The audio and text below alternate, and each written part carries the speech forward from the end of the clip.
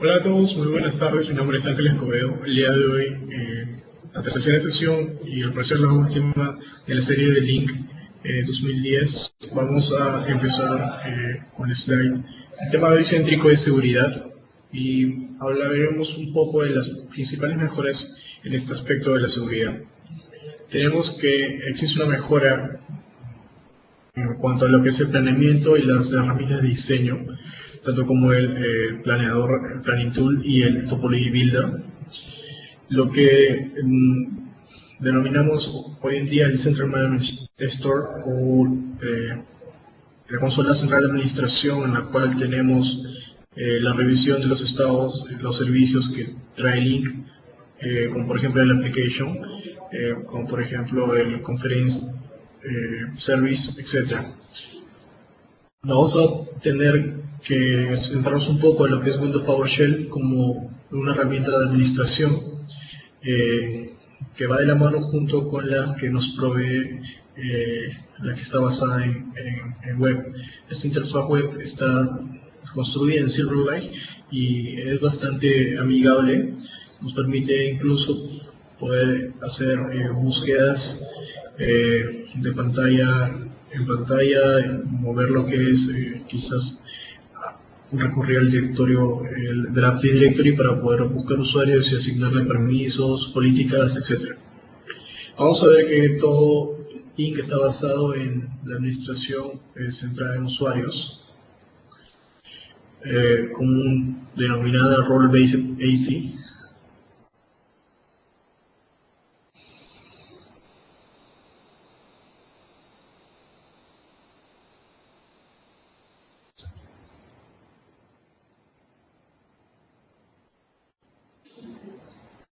Vamos a ver algunos protocolos, puertos, certificados, especialmente para los Edge servers o, por ejemplo, en el caso si utilizamos un deployment a la par con Exchange 2010.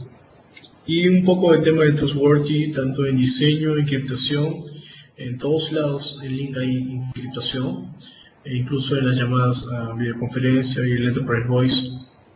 También vamos a un tema de confianza en cuanto al despliegue de las soluciones de Link. Para empezar, hablaremos algo de lo que es el marco de seguridad que trabaja hoy en día Link. Como les comento, está todo basado en Active Directory, los servicios de dominio que nos ofrece Windows Server 2008, Service Pack 2 y Windows Server 2008 R2 hacia adelante. Tenemos un tema bastante simpático con los certificados y las llaves públicas.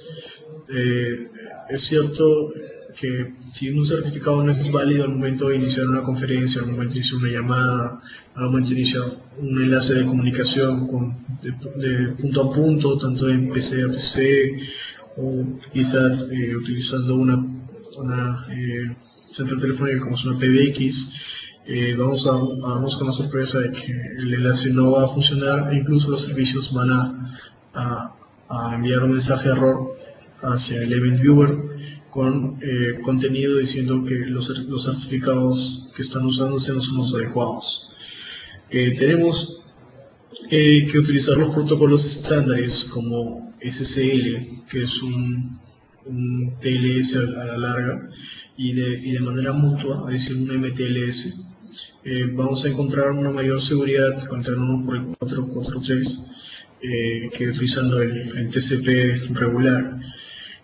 Vamos a también hablar de lo que es el protocolo de comunicación en tiempo real y de manera que tenga la S encima, es el Secure Real Time Transport Protocol, que nos permite poder hacer videoconferencias o llamadas sin tener el riesgo de ser interceptados. También otra vez vamos a retomar el tema de PowerShell. Entonces esta agenda está un poco amplia. Vamos a empezar también con algunos de los más comunes amenazas que tenemos para nuestro servidor de Link 2010. Vamos a hablar de lo que es el spam. Permíteme.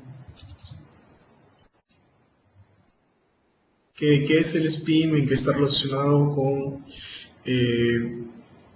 con el tema de seguridad, pues el spam no es nada más que mensajes instantáneos que no son solicitados como una clase de spam, pero son dentro de las mensajerías instantáneas. Quizás a algunos de nosotros nos ha ocurrido en algún momento que, por ejemplo, estando en Skype, a mí me pasó que de repente no tengo a alguien agregado, o en el Messenger también, ¿no? Y de repente nos apareció un mensaje instantáneo en el cual, por ejemplo, nos aparece algún tipo de servicio, o visitar un link, o simplemente es una persona que en realidad es un robot, que nos ofrece algún tipo de redireccionamiento para poder navegar por sus sitios. Este tipo de comerciales no deseados vienen a ser categorizados dentro de lo que son spams. Ahora los usuarios, utilizando el cliente y link, pueden bloquear estos usuarios. Pueden incluso reportarlos como no deseados, y de esta manera poder evitar en otra oportunidad volver a recibir estos mismos mensajes. Ahora, el tema de virus y gusanos, el tema de manejo de seguridad del lado del cliente, pues obviamente reside en ese lado. Tenemos que tener en cuenta que es siempre ideal correr un antivirus y que este esté actualizado, ¿no? Y también las actualizaciones de software ya dentro de Windows Updates deben estar totalmente corriendo. El servicio no debe estar parado por ningún motivo, mientras que estemos conservando la seguridad perimetral. Ahora vamos a hablar un poco de lo que es el Network Denial of Service Attack, o el DOS. Pues este es un ya conocido, por así decirlo, una amenaza ya bastante común en lo que son amenazas de redes. Se refiere a que cuando el atacante previene que nosotros usemos de manera regular nuestro servicio de red. Por ejemplo, cuando envían datos inválidos hacia la aplicación, cuando tienen, por ejemplo, servicios corriendo dentro de una red que está bajo ataque, y esto causa que el servicio se caiga o causa que la aplicación no levante. Por ejemplo, uno de los más famosos ataques de negación de servicio son enviar muchas veces tráfico o gran cantidad de tráfico de datos que el sistema y que este se detenga, o que empiece a responder de manera muy lenta a las solicitudes de nuestros clientes. Entonces, ¿cómo lidiar con este tipo de ataques? Pues es evidente que Blink provee una serie de herramientas. Estas herramientas, por ejemplo, es controlar el ancho de banda en el cual nosotros vamos a, por ejemplo, transmitir voz, datos y cualquier tipo de comunicación, en qué rango de bits vamos a establecer para poder manejar estos servicios. Ahora, ya que este tipo de denegación de servicio finalmente reside en que quieren de alguna manera que nuestros usuarios, nuestros clientes estén abstentos de la utilización de los recursos de la red, también tenemos que tener en cuenta que es importante tener y contar con seguridad perimetral, tanto como firewalls, si es posible a nivel de hardware, algunos, por ejemplo, puertos que no deben estar abiertos. Vamos a hablar justamente de ello, porque es importante mantener el protocolo de seguridad en SSL para lo que es conexiones. Y bueno, más que nada ver dentro de la herramienta de Central Management Store cuáles son las posibles opciones que tenemos para poder resguardarnos de esto. Ahora vamos a hablar un poco de lo que es, por ejemplo, el spoofing de identidad. Por ejemplo, esto sucede de manera recurrente cuando el atacante determina una cierta IP y la utiliza me refiero a un IP de nuestra propia red, una computadora o algún componente de nuestra red sin autorización. Entonces, un ataque es satisfactorio, bien hecho de esta persona, de este sujeto. Podría ocasionarnos, por ejemplo, que pueda entrar a nuestra red, obviamente, y poder rescatar o hacer una copia de todos la agenda de contactos para posteriormente enviar publicidad. Ahora, el administrador tiene que hacer dos cosas claves. Primero, configurar las conexiones que soporten solo TCP. En este caso, si es posible, dentro de la opción de TCP, tratar de utilizar encriptación. Ahora, también debe establecer un rango de IPs en las cuales sean confiables. Ok, si yo tengo, por ejemplo, 100 usuarios y tengo que mis direcciones IPs van de la 10.0.1.2 hasta el backbone que va hasta la 254, por ejemplo, necesitaré marcar dentro de esta, porque solo tengo 100 usuarios, 100 IPs o 101 o 102, en las cuales de manera consecutiva, es decir, por ejemplo del 2 al 101 o al 102, que son las IPs en las cuales ya están asignadas a mi red de usuarios y cada uno de ellos ya son fijas. ¿Okay? Se recomienda utilizar IPs fijas y no DHCP por justamente el tema del spoofing de direcciones IPs. Ahora, otro de los ataques frecuentes que los cuales estamos expuestos utilizando el tema de comunicaciones es pues el conocido hombre en medio. ¿De qué trata este tipo de ataque? Bueno, este ataque ocurre cuando, por ejemplo, existe una comunicación de punto a punto y el atacante, por ejemplo, utiliza un sniper, que es un software, vamos a denominarlo, un objeto que nos permite poder redireccionar la comunicación entre estos dos puntos iniciales. ¿Okay? Reaccionará hacia la computadora del atacante y de esa manera le permitirá poder capturar y leer el tráfico, monitorearlo, volver a reenviar esa información a otros correos, a otros mailbox. También tenemos que esto sucede únicamente cuando el atacante, una vez que ha podido, como que esas dos últimas se relacionan, porque es obvio que si el atacante ya tiene un IP la cual puede conectarse a la red y posterior a eso necesita, por ejemplo, enviar tráfico que ha sido redireccionado hacia su estación de ataque, lo que va a hacer es, antes que eso, modificar el Active Directory de su servidor o de nuestro acceso de servidores para poder poner o apuntar hacia un DNS específico, el cual va a servir como una especie de conexión de entrada, una especie de gateway para que todas salgan por ahí o al menos visiten ese DNS cada vez que hay un tipo de comunicación. Ahora, Link Server 2010 tiene lo que se denomina audio y video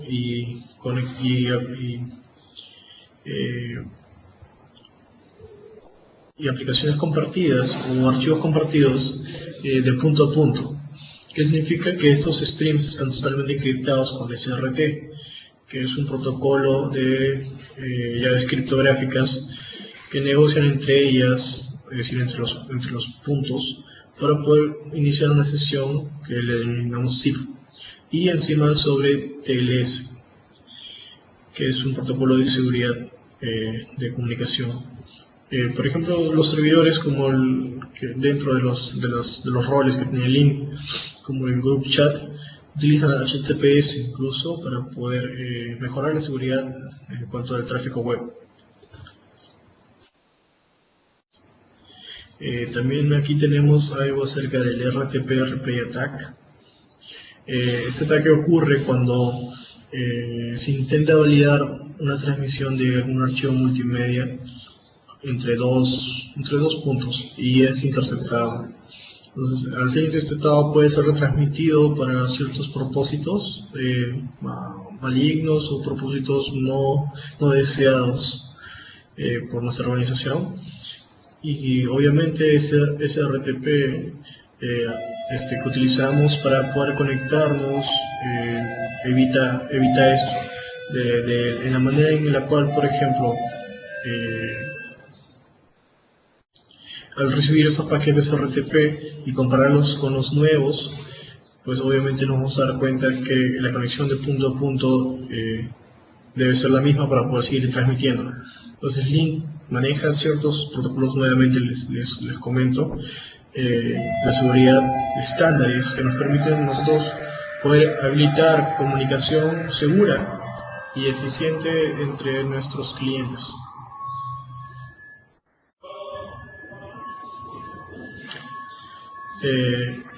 Es bastante interesante hablar justo de este tema ahora que llegamos, el tema de las SIP. Las SIP son más que, para definirlo de manera rápida y sintáctica, dominios que están albergados dentro de nuestros DNS. Es decir, en nuestro Topology Builder nosotros tenemos la opción de crear un dominio principal, que va a ser, por ejemplo, el cual se está hosteando nuestro servidor de Exchange, que por ejemplo puede ser composo.com. Ese SIP significa que los usuarios van a determinarse en @composo.com. Cuando nosotros agregamos SIPs auxiliares, como por ejemplo live.com o por ejemplo adventureworld.com, etcétera, pues obviamente vamos a tener que, nosotros de alguna manera estamos abriéndonos comunicación hasta estos distintos DNS que apuntan obviamente a otros servidores o posiblemente el mismo. Pero ojo, hay que tener mucho cuidado. Es posible habilitar comunicación con mensajería instantánea con Live Messenger, pero de todas maneras siempre va a ser un riesgo. Depende de qué tan crítico sea la necesidad de poder conversar con otros tipos de servicios de mensajería instantánea. Va a ser únicamente necesario habilitar ciertos tipos de servicio o ciertos nombres de servicio para que nuestros usuarios puedan comunicarse con los usuarios externos. Okay.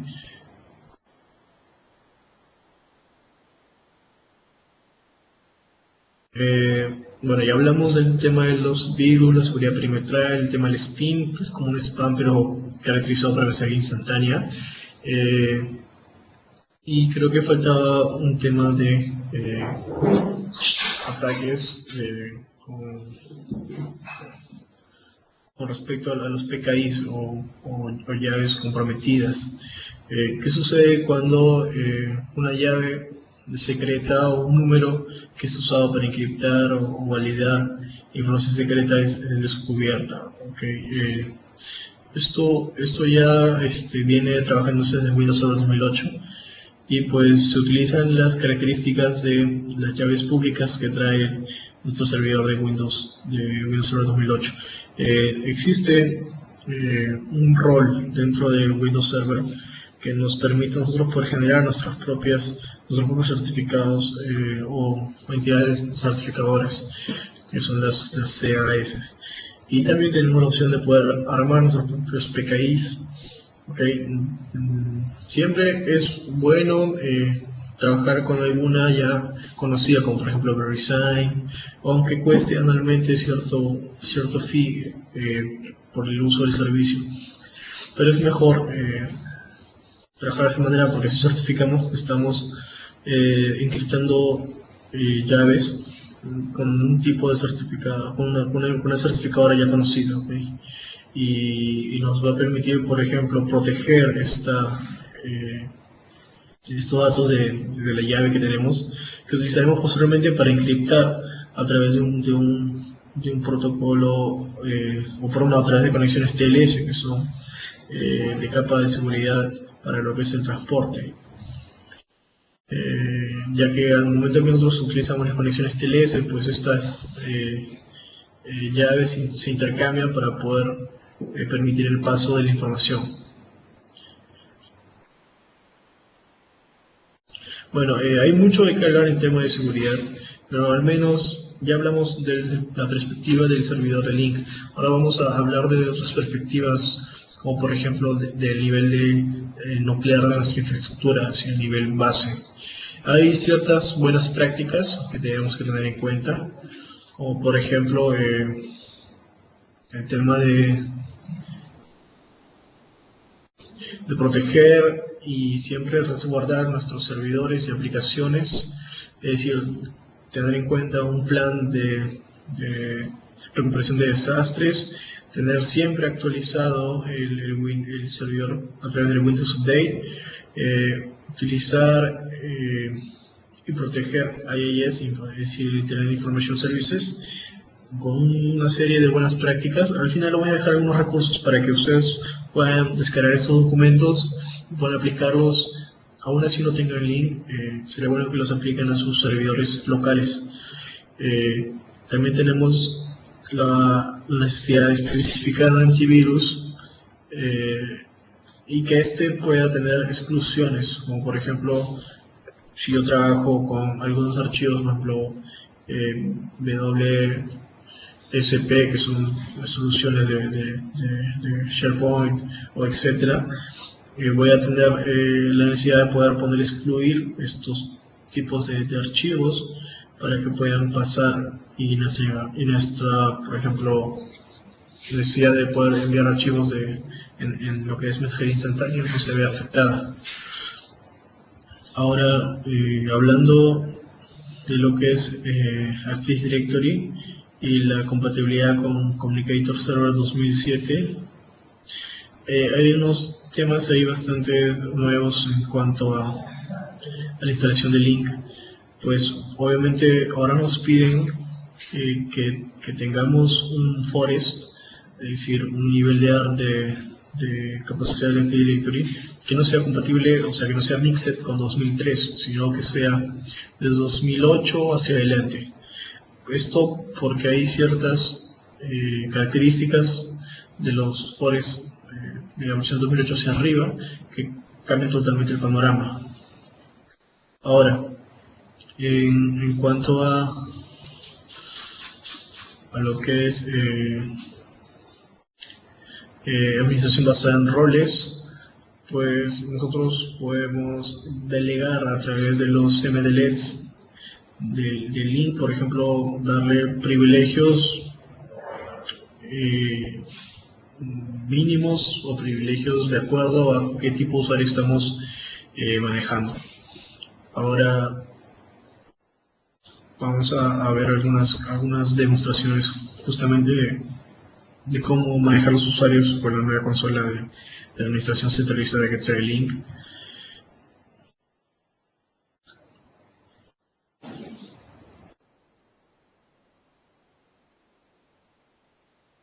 Pero antes de eso vamos a seguir hablando un poco de lo que es, por ejemplo, en este caso, cómo reducir mensajería instantánea no deseada.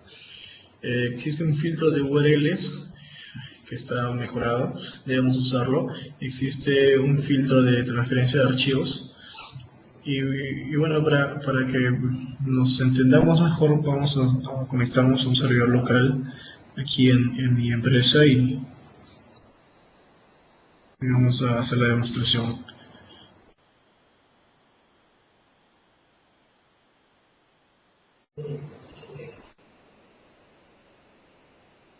Para ello voy a establecer una conexión con mi servidor local, que es un servidor que he montado por el día de hoy para las pruebas.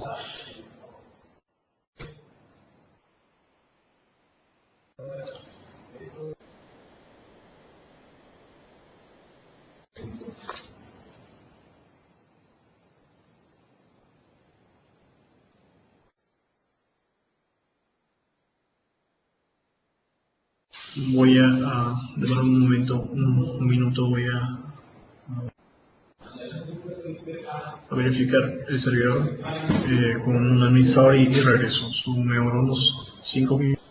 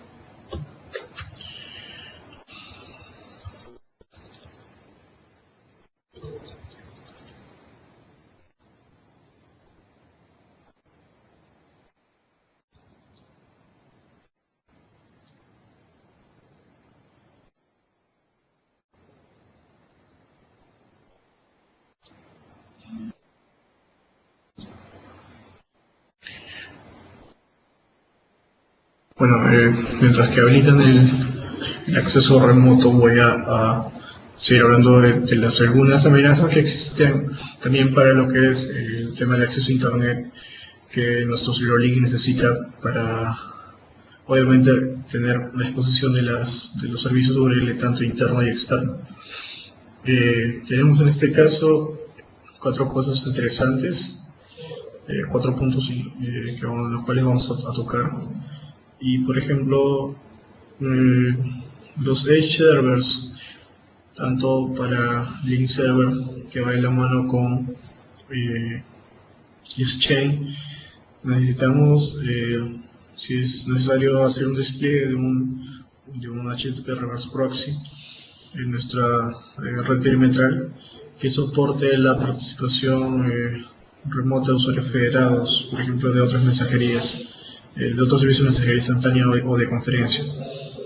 Esto deben consultarlo si ustedes no son expertos en redes, lo consultan con su administrador de red, el cual les puede facilitar algunas guías, o incluso en Microsoft existen algunas guías de cómo armar un proxy invertido con protocolo HTTP. Ahora, hablando justamente del audio y video, el servicio de video a nivel Edge, voy a justamente modificar algunas cosas, como por ejemplo la posibilidad de agregar participantes externos que puedan trabajar con audio y video y transmisión de datos en las reuniones virtuales. También existe la posibilidad de que los servidores Edge que se utilizan para conferencia web también incluyan de alguna manera conexiones TLS, que son conexiones seguras a nivel de sesión, y nos permitan, por ejemplo, autorizar el tráfico entre ciertos servidores y otros no. Okay. Simplemente como referencia, existen buenas prácticas para lo que son creaciones de subnets, justamente para lo que son los servidores Edge, es lo que se topan contra los otros servicios de mensajería, de conferencia, etc. Ahora, la denegación de servicio y cómo protegerle, cómo está relacionado con esto, pues existe un link, el cual lo voy a poner en la parte de los handouts, perdón, de las notas. Es muy interesante que revisen este link porque justamente es cómo evitar y cuáles son las buenas prácticas para evitar la denegación de servicio en nuestros servidores Edge, que nos permite, por ejemplo, evitar o poder lidiar contra los ataques de fuerza bruta, tanto para romper passwords, etc.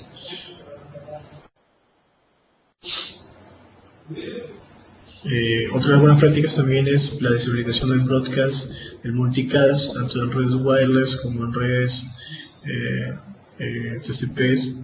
Si usan IPv6 deben de recurrir justamente a la documentación para estar entrados de estas modificaciones. Ahora, el tráfico perimetral que existe entre las redes debe estar totalmente controlado, con algún tipo de orquestador, por ejemplo, se me ocurre ISA Server o el System Center. Ya es un tema el cual deben de manejarlo a nivel perimetral.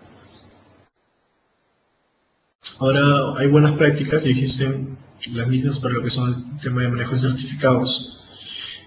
Por ejemplo, si tienes un mismo certificado que va a ser utilizado en múltiples servidores Edge para cada solicitud, obviamente tienes que seguir una serie de pasos, como por ejemplo que en el servidor Edge que solicita un certificado con una llave exportable, una PKI exportado, necesitas importar luego este certificado primero en el primer servidor Edge e incluir la cadena de certificados en raíz.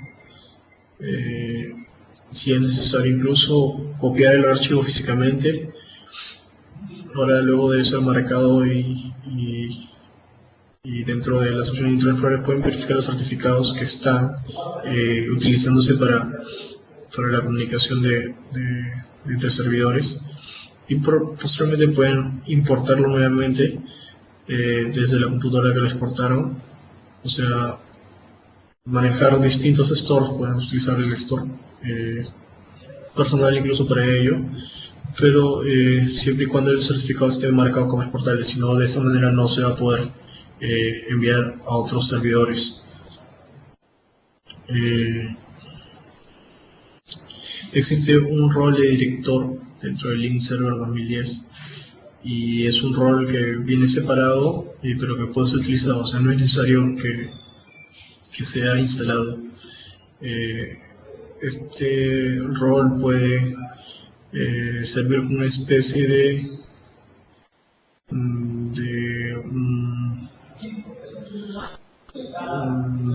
un monitor que nos permita controlar el tráfico SIP entre los distintos DNS que han sido agregados como auxiliares y principal. Son también usados para poder autenticar usuarios catalogados como empresariales, conectarse desde fuera del firewall del corporativo, permitir enrutarlos y conectarlos a sus pools de creación con los que fueron creados inicialmente. Ahora vamos a hacer la demostración. Me permite revisar una vez si estoy con permisos para entrar al servidor.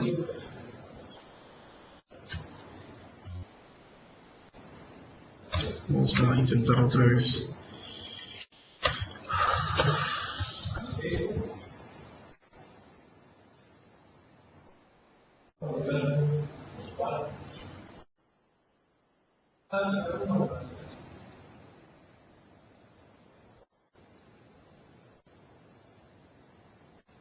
Un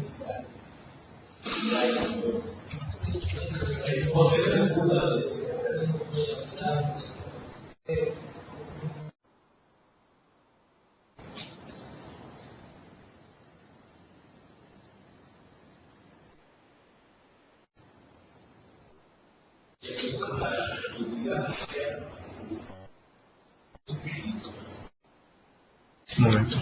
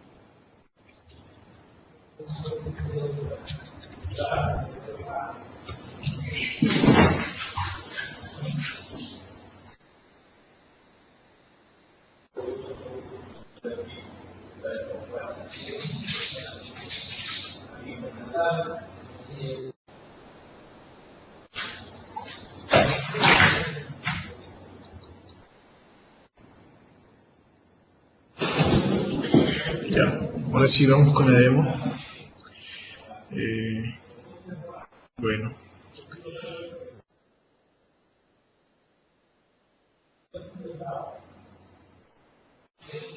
Un minuto más. Modificar esto de aquí y empezamos.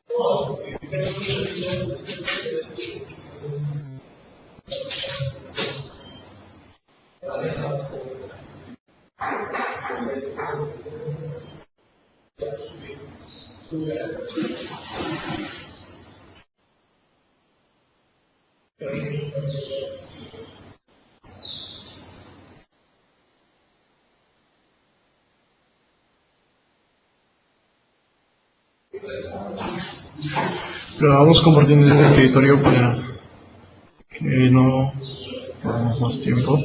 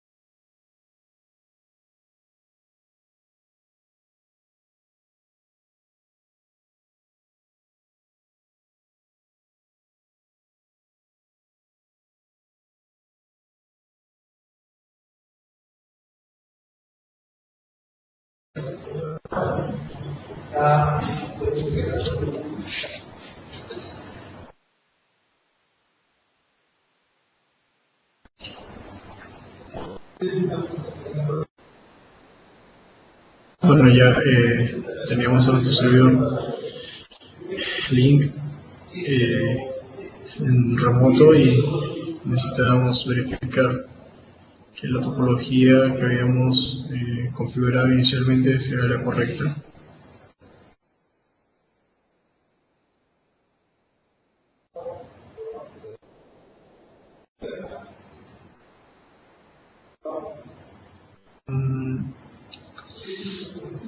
Quiero sacar una duda con el tema de permisos.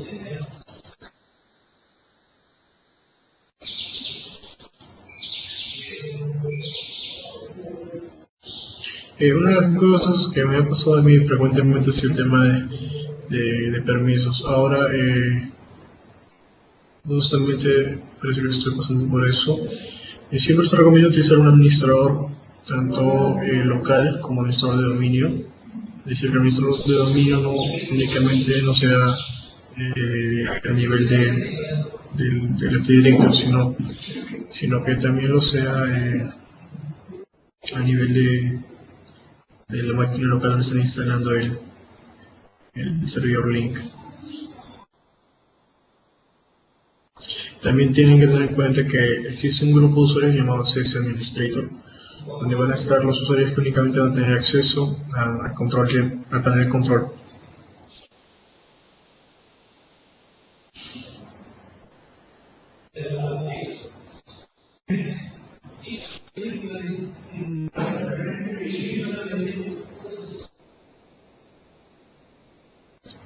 Y ahora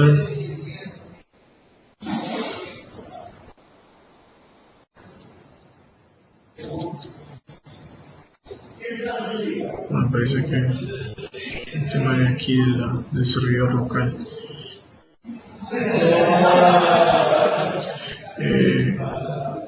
Otra de las bueno, que lástima, parece que es un tema de permisos locales. En todo caso, vamos a seguir con los slides.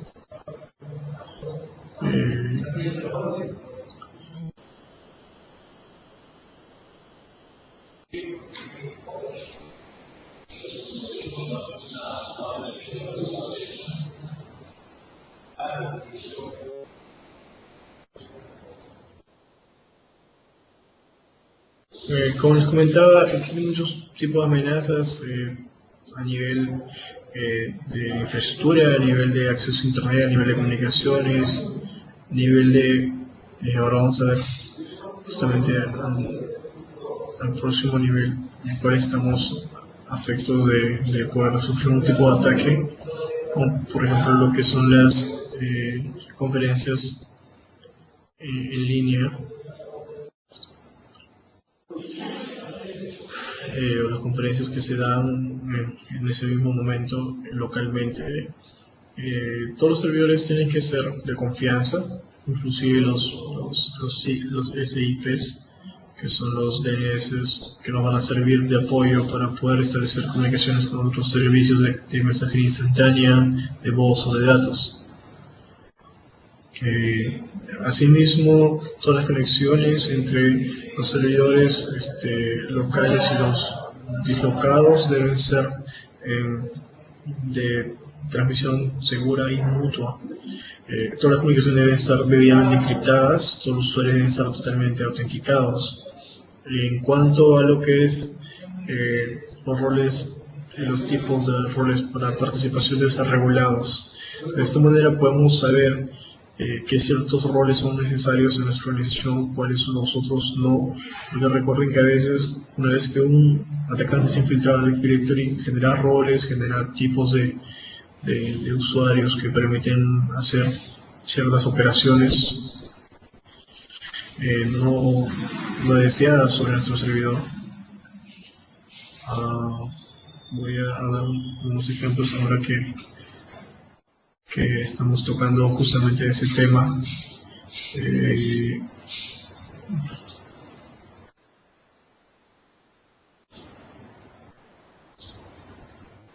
Como por ejemplo, tienes que establecer un control de privilegios, bueno, hablando a nivel de roles, eh, limitar el acceso a ciertas reuniones de acuerdo a los tipos de participantes que tienes, si son anónimos, si son autenticados, etc.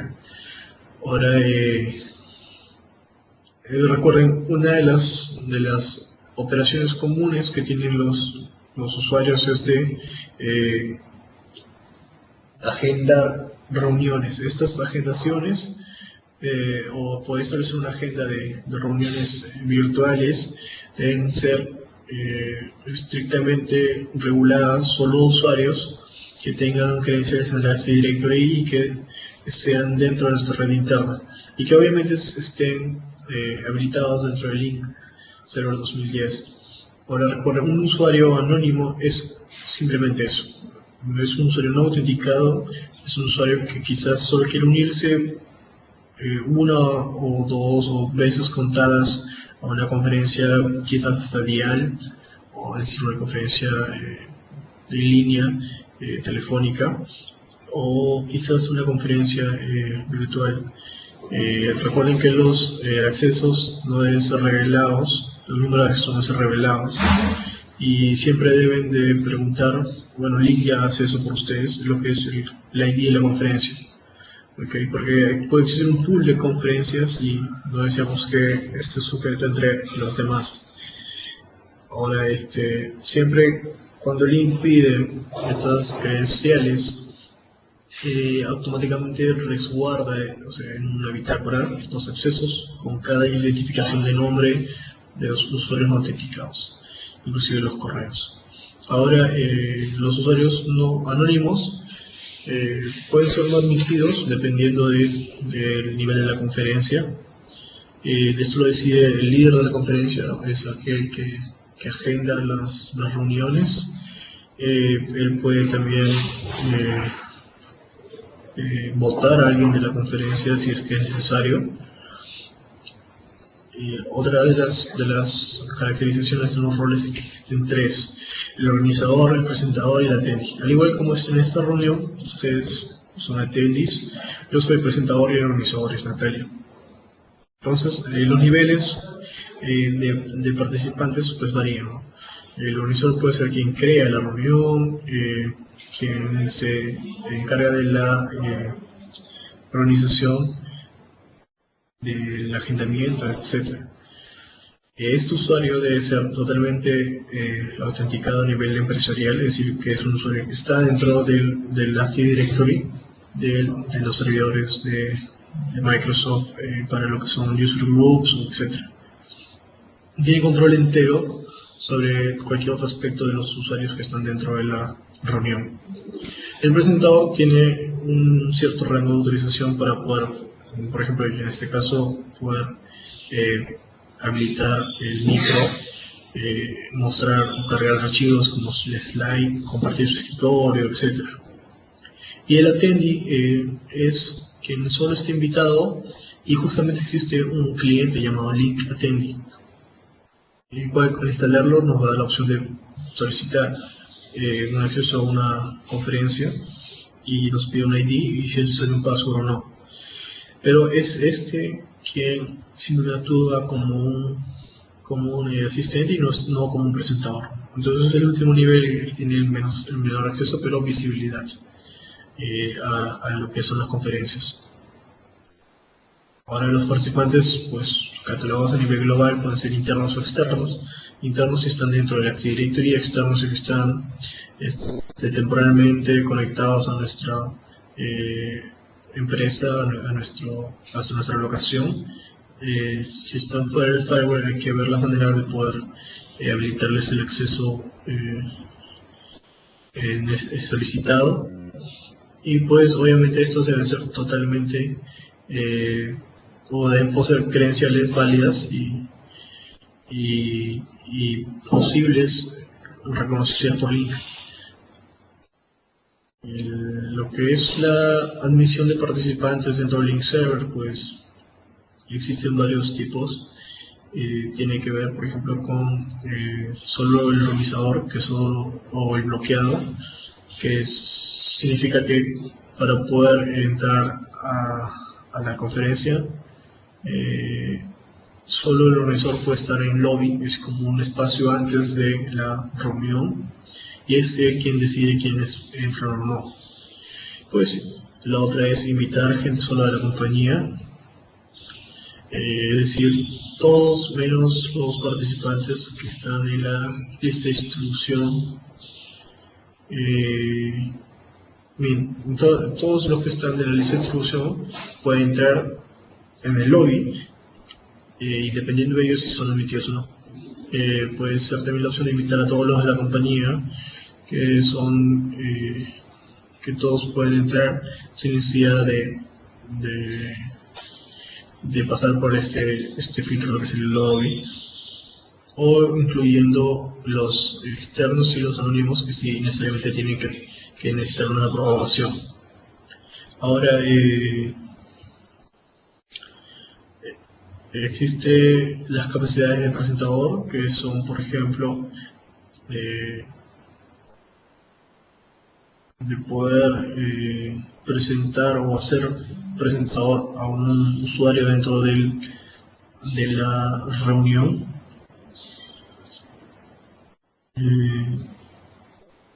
En cuanto a las amenazas, ya para terminar con las amenazas de presentación y de mensajería, tenemos para lo que es el chat en grupo ciertas características, como por ejemplo la administración o las herramientas de administración para el chat grupal. Una de las buenas prácticas es que hagamos el despliegue en servidores físicamente seguros, que estén dentro de un data center con toda la seguridad del caso física.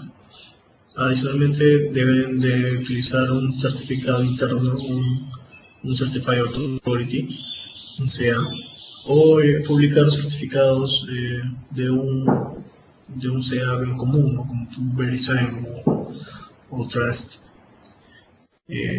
Adicionalmente, debemos asegurarnos que todos los clientes y los servidores estén con los últimos parches actualizados y los últimos service packs. También se pueden filtrar los archivos que se pasan mediante los chats grupales.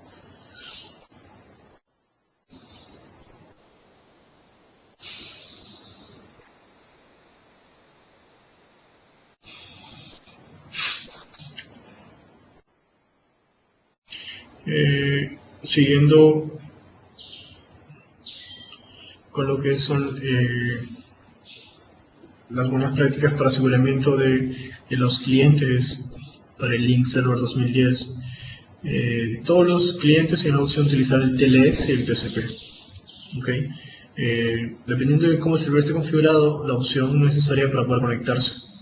Ahora, como les comento, ya esta parte es un esquema de un marco de seguridad más amplio, que no abarca solo Link, sino los componentes transversales, como son Active Directory, como es Windows Server en sí, como núcleo de orquestador de servicios. Quizás si hay otro software más potente administrativo, como un System Center, Operation Manager o el Threat Manager, pues entonces tenemos que recurrir a estas instancias para poder, por ejemplo, correr un antivirus específico y actualizado en el cliente, tener siempre las actualizaciones al día, tener en cuenta el uso password fuerte, es decir, con un carácter, una arroba o un símbolo y la primera letra mayúscula, como es el debido uso. Tener las configuraciones del grupo de los GPOs, de las políticas correctamente supervisadas.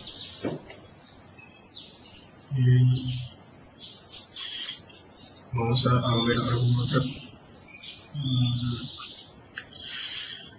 buena práctica. Podría tratarse quizás de revisar archivos que son necesarios. Por ejemplo, hay algunas aplicaciones como en el lado del cliente que solo se necesitan para cierto tipo de usuario. Por ejemplo, Outlook, necesitas con integración al agendador de link o no, dependiendo de qué opciones necesite nuestro cliente, nuestro usuario, que el día a día utilizar, depende de lo que se le asigne. No debe darse más de lo debido, sino lo granular y lo más exacto. Es bueno utilizar Windows 7, Windows Vista y Windows XP y cualquiera de estas versiones, pero con sus últimos service packs. Configuración de las políticas del lado del cliente para lo que es inscripción de datos multimedia o otras funcionalidades, como por ejemplo, cualquier otro concepto en el cual tenga que uno iniciar sesión dentro de un cliente y estar totalmente supervisado por las GPOs. De esta manera tenemos que el link server va a estar con un acceso confiado, y pues obviamente estas políticas claves ya se especifican más adelante de manera detallada en los documentos de planeación inicial.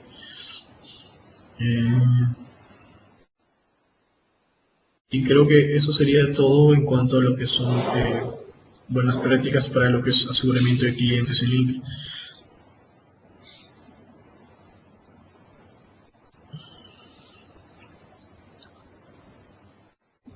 Bueno, la demostración no se ha podido realizar por el tema de políticas, pero al menos hemos visto el Topology Builder en que nos sirve para esquematizar y poder hacer el despliegue final de nuestra solución en el servidor link. Les dejo algunos recursos muy interesantes que yo he utilizado para poder armar esta serie de guías en estas 3 sesiones. Y pues el Link Server Tech Center es actualmente el que concentra toda esta documentación. Obviamente está en inglés y nos permite a nosotros poder empezar de cero hasta ver la integración con centrales telefónicas basadas en voz over IP y lo que es servidores Resilience para poder mejorar lo que es la conexión de voz y datos por enlaces telefónicos. Este link deployment y kit de adopción puede ser bastante interesante. Trae incluso algunos pósters, algunos emails de personas que están totalmente orientadas a lo que es despliegue y planeación del link, algunos flyers, etc. Interesante que los guarden para que más adelante puedan ustedes también en su organización recomendar estas buenas prácticas para lo que es el tema de implementación. Aquí están algunos recursos más adicionales que están tipificados según herramientas, entrenamiento y planeación. Y bueno, ese es el entrenamiento a nivel de usuario, que es bastante, y se recomienda mucho utilizarlo cuando van a hacer la implementación a usuarios novatos o que no hayan antes utilizado una herramienta de comunicación como Communicator o Link. Bueno, eso ha sido todo por hoy. Si tienen alguna consulta, pueden utilizar los paneles de preguntas y respuestas. Mi nombre es Ángel Escobedo y gracias por su tiempo.